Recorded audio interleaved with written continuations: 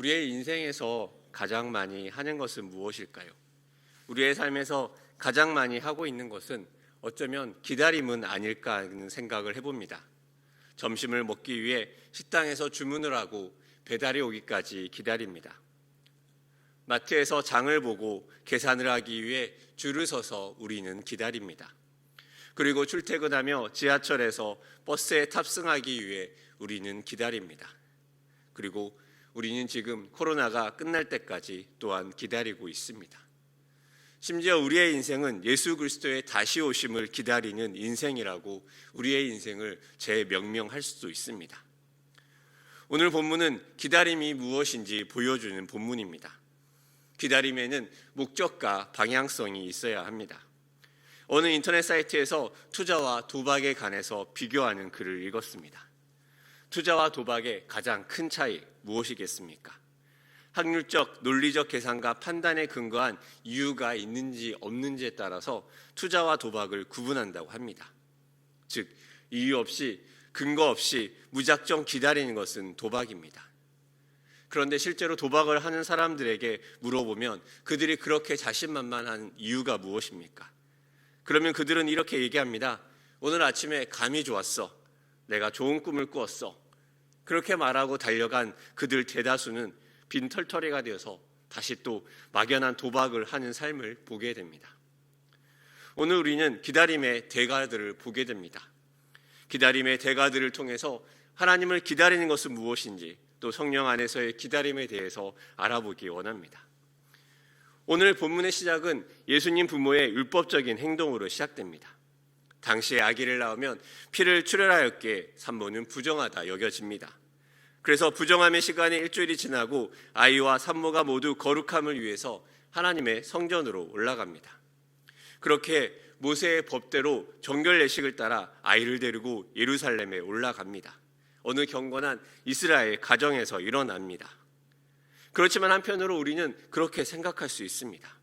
성령으로 잉태되어 나온 아이 아닙니까? 사람이 아니었기에, 그렇지만 모두가 알 수 없지만 이 아이의 출생을 바라보는 그 이야기들이 세상 사람들의 생각과 시각 속에 들어가 있을 수도 있습니다. 아무도 알 수 없다 생각했던 그 성령으로 잉태된 그 일을 알고 있는 사람들은 어쩌면 얘기할지도 모릅니다. 속도 위반 아니야? 요셉이 무슨 생각으로 자기 씨가 아닌 애를 낳으려고 하는 거지? 아니, 그렇게 낳았으면 부정하다 하고 조용히 살아야지 무슨 낯짝으로 하나님의 얼굴을 보러 가? 하나님이 그 만남을 축복해 주실 거라 생각하는 거야? 등등 사람들의 생각은 알 수 없습니다. 즉, 예수님의 부모들이 일반 경건한 사람처럼 일상을 살아가는 것 역시 믿음이 필요한 것일지도 모릅니다. 왜냐하면 그것은 요셉의 부모에게도 하나의 기다림입니다. 그 기다림은 무엇입니까?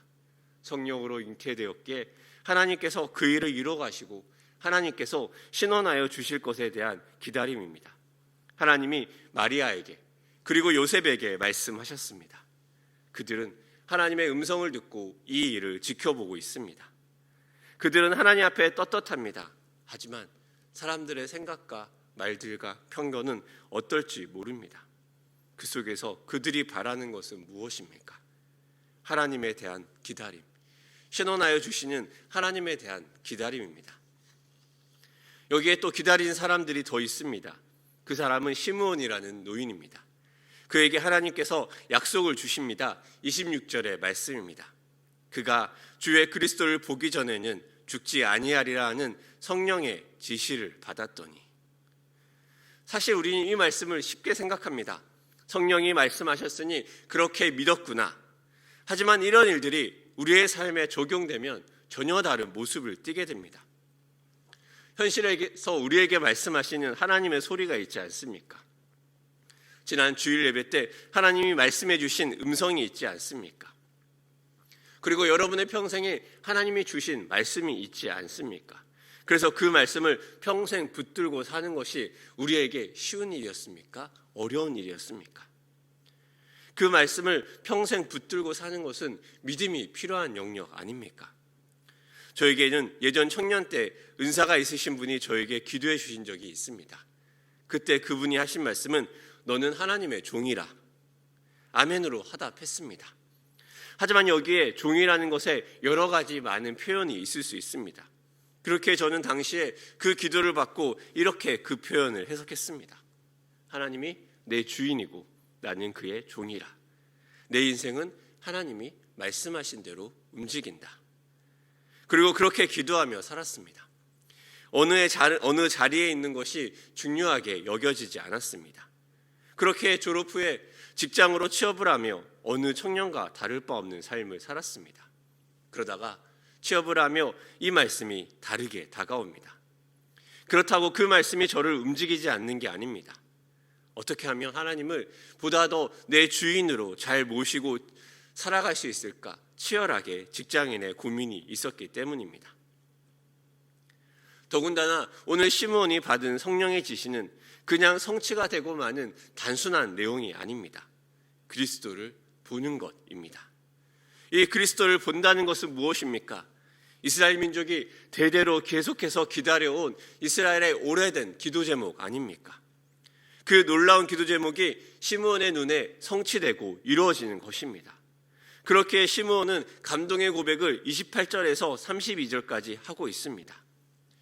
시므온이 아기를 안고 하나님을 찬송하여 이르되 주제여 이제는 말씀하신 대로 종을 편안히 놓아 주신도다. 내 눈이 주의 구원을 보았사오니 이는 만민 앞에 예비하신 것이요 이방을 비추는 빛이요 주의 백성 이스라엘의 영광이니이다 하니. 시므온은 이 하나님의 말씀에 묶여 있습니다. 그렇게 그는 이제 놓아준다라고 표현합니다. 그 말이 무엇입니까? 그 말씀 하나를 붙잡고 자신의 삶을 마치 깊이 잘 박아놓은 말뚝에 끈으로 꽁꽁 묶어놓듯이 자신의 삶을 하나님의 음성과 하나님의 지시에 묶어놓는 것입니다. 그리고 마침내 그 해방을 누리는 것입니다. 그의 삶은 그 음성을 듣고 나서 계속해서 기다림의 삶입니다. 하나님이 이제 나에게 말씀해 주신 대로 나타나실 것을 기다립니다. 도대체 내 당대에 그리스도를 보는 것이 가당키나 하는 것인가? 내가 하나님의 음성을 잘못 들은 것은 아닌가? 그리스도의 예표를 보는 것이지 실물이 아닌 것 아닌가? 그 많은 의심의 소리를 그는 뒤로하며 믿음으로 붙잡고 꽁꽁 자신을 메어야 했습니다. 그렇게 꽁꽁꽁 그의 삶을 말씀에 묶어둡니다. 그 믿음의 삶이 시므온의 삶이었습니다. 세 번째 기다린 사람은 바로 바누엘의 딸 안나입니다. 시므온과 안나의 삶에 공통점이 있습니다. 그것은 무엇이냐면 기다림의 시간이 짧지 않았다는 것입니다. 안나는 가부가 되고 84세가 되었습니다. 7년의 결혼 생활을 생각한다 치더라도 그가 홀로 하나님 앞에 살아온 시간은 무려 수십 년입니다. 게다가 경건한 그녀가 일생의 대부분의 한 일은 너무나 간단합니다. 성전을 떠나지 아니하고 주야로 금식하며 기도함으로 섬기더니, 이것이 평생을 하나님을 기다리며 일생 대부분 그 믿음의 소망을 따라 그녀가 한 일입니다. 다른 복잡한 무엇이 없고 삶이 정말로 간단합니다. 먹고 살 것과 가부로서 그 다음 어떻게 지낼 걸까 등등 세상의 삶에 대한 고민과 질문, 그녀의 것이 아닙니다. 그녀의 오직 유일한 짐은 기도, 금식, 기도입니다. 그렇게 살았던 그녀는 7년을 함께 산 남편을 기다리며 그리워하는 게 그녀의 목표가 아닙니다. 가부가 된 자신의 삶을 한탄하며 슬퍼하며 어떻게 하나님께서 내 인생에 이럴 수 있나 이렇게 고민하며 후회하는 데 시간을 보내지 않습니다. 떠나간 남편이 다시 오길 기다리며 아파하며 빨리 죽어 남편을 만나야지 그렇게 생각하며 죽을 날만 기다리며 사는 인생도 아니었습니다. 그녀가 무엇을 위해 기도하며 살았는지 우리는 알 수 없습니다. 하지만 그녀가 예수에 대해 말하는 내용을 보면 그녀의 기다림의 인생의 방향이 보입니다. 무엇입니까? 예루살렘의 속량을 바라는 모든 사람에게. 그녀는 예루살렘의 속량을 바라는 모든 사람에게 해줄 말이 있습니다. 그 말은 무엇입니까? 그녀가 찾고 기도하며 구하였던 것은 그것이 아니겠습니까? 속량을 바라는 모든 자들에게 이 시대에 하나님이 주실 그 말씀이 무엇인지 안나는 그것을 향해 기도하고 고민하며 하나님 앞에 섰던 것 아니겠습니까? 안나의 삶이 속량을 바라는 자들에게 해주시는 하나님의 대답이 아니었겠습니까? 그렇게 그녀는 아기 예수를 보자마자 나와서 이 모든 일을 사람들에게 얘기합니다. 그녀가 평생 바라며 기도했던 시간입니다. 이 기다림의 대가들의 모습을 보면서 여러분은 어떤 모습이 듭니까? 나도 기다려야 할 것을 찾아 붙잡고 기다려야 하겠다. 그리고 마침내 주님이 나의 기다림을 이뤄주실 것이며 이런 마음을 여러분들은 하고 있지 않습니까? 그런데 사실 오늘 본문은 그것으로 끝나지 않습니다. 무엇이 다릅니까? 요셉이 하나님의 신원을 기다렸을 것입니다. 마침내 메시아 그분이 드러나서 자신의 결백함을 또 사람들에게 증거되길 기다렸을 수도 있습니다. 그런데 어떻습니까? 많은 사람들이 예수님의 생애 후반부에 요셉의 이야기가 없기에 요셉이 일찍 죽은 것은 아닐까 이야기합니다. 그 말은 무엇입니까? 요셉에게 신원하여 주시는 하나님의 일은 그 후로 없지 않았을까요? 그저 예수는 아기 예수에서 소년 그리고 청년으로 자라기까지 일반 사람들과 다를 바 없는 삶을 삽니다. 누구도 요셉에게 찾아와서 내가 당신을 오해했고 당신은 결백하구려 이렇게 사과하는 사람도 없었을 것입니다. 그는 그저 그렇게 오해를 안고 품으며 살았습니다. 어쩌면 요셉의 기다림과 다른 하나님의 응답일 수 있습니다. 시므온은 어떻습니까? 시므온은 말합니다. 34, 35절의 말씀입니다.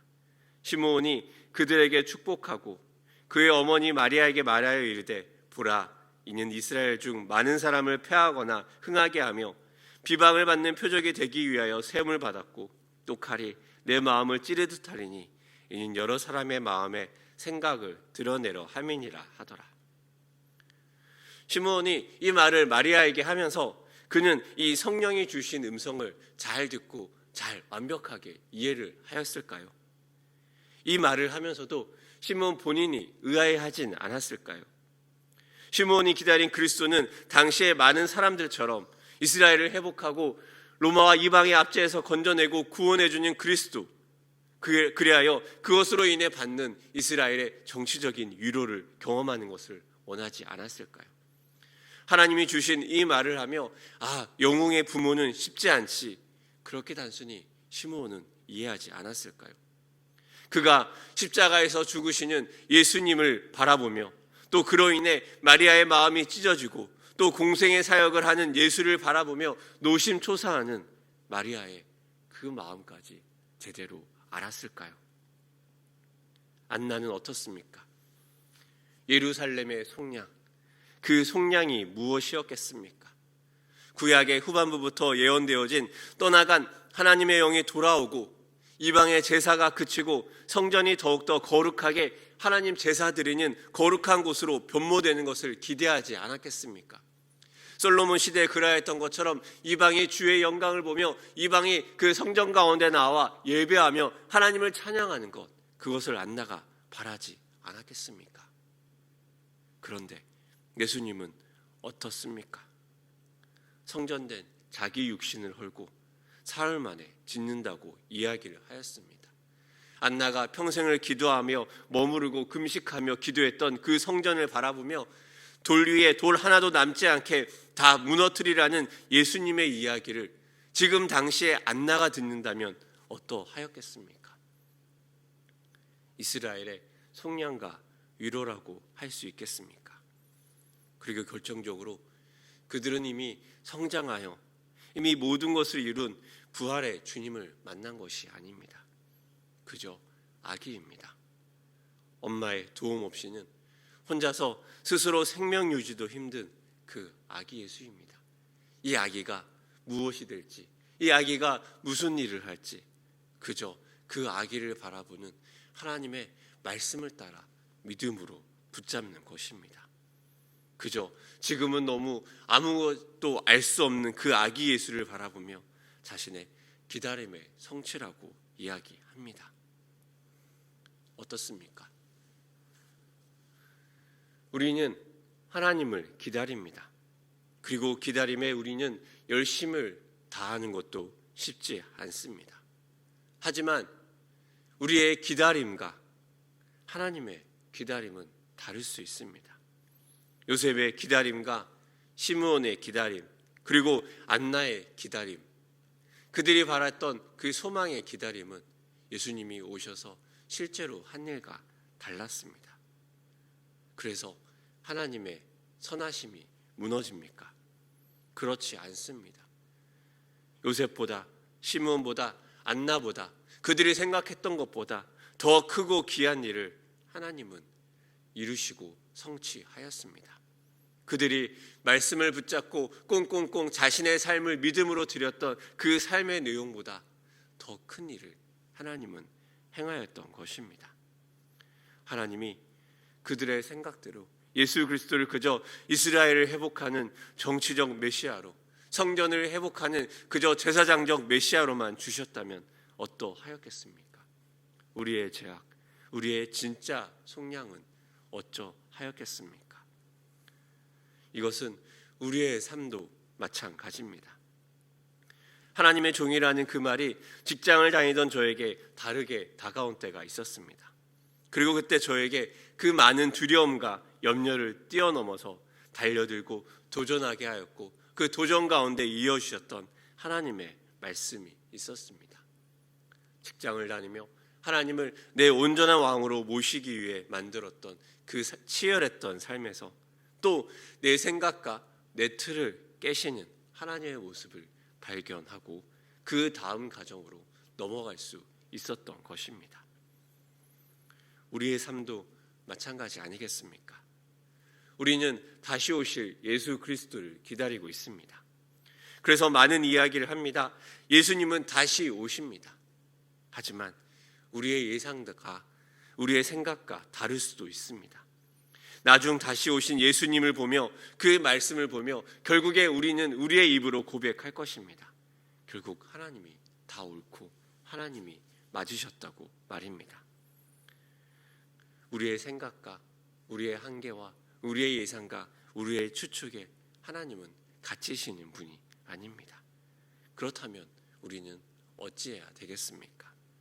우리는 하나님의 말씀을 붙잡고 기다려야 합니다. 그리고 그 말씀을 붙잡고 기다려야 하며 우리에게 필요한 것은 무엇입니까? 내 틀과 내 생각을 넘어서 하나님이 일하시도록 그 기다림의 시간들을 통해서 하나님께서 내 생각과 틀을 깨트리시고 내 생각보다 크신 하나님의 일을 우리의 인생 가운데 이뤄달라고 기도해야 되지 않겠습니까? 내가 정해놓은 내 기다림의 방향, 내가 정해놓은 내 기다림의 목표, 내가 정해놓은 그 기다림의 결과가 아니라 하나님께서 나의 생각과 틀을 깨트리고 내 인생에 선하신 일을 행하시는 하나님의 그 계획을 따라 우리 인생 가운데 이뤄가실 하나님의 그 기다림, 응답의 결과를 우리는 바라봐야 되지 않겠습니까? 하나님은 우리의 방향을 바꿀 수 있습니다.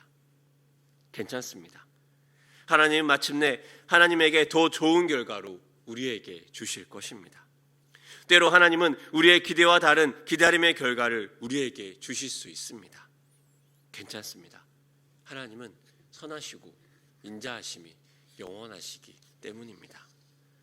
우리는 기다립니다. 이 2021년 우리의 생각과 우리의 기대보다 더 크신 하나님의 방식과 또 하나님의 방법으로 우리의 삶에, 또 우리의 가정의 삶에, 우리의 교회의 삶에 하나님이 일하시길 기대해야 합니다. 그리고 하나님은 그렇게 우리의 삶을 넘치도록 채워주시고 붙들어 가실 것입니다. 사랑하는 일산 충신의 여러분, 하나님 앞에 붙들고 있는 2021년의 말씀과 믿음이 있습니까? 하나님의 말씀 가운데 꽁꽁 묶여 살 올 한 해를 붙들고 살아갈 하나님의 그 말씀이 있습니까? 또 그 말씀을 붙들고 살아갈 때 우리의 생각과 우리의 한계로 하나님의 일하심을 묶어두지 않고 우리의 생각보다 더 크게 일하실 하나님을 기대하며 2021년을 살아가길 바랍니다. 하나님은 우리의 생각보다 크시고 우리가 말씀 안에 믿음으로 붙들려 있을 때 하나님은 일하시기 때문입니다. 그리하여 하나님의 말씀을 붙들고 감당할 힘을 달라고 기도합시다. 그리고 우리의 생각과 방향에 매몰되지 않도록 하나님은 그것을 넘어 일해달라고 기도합시다.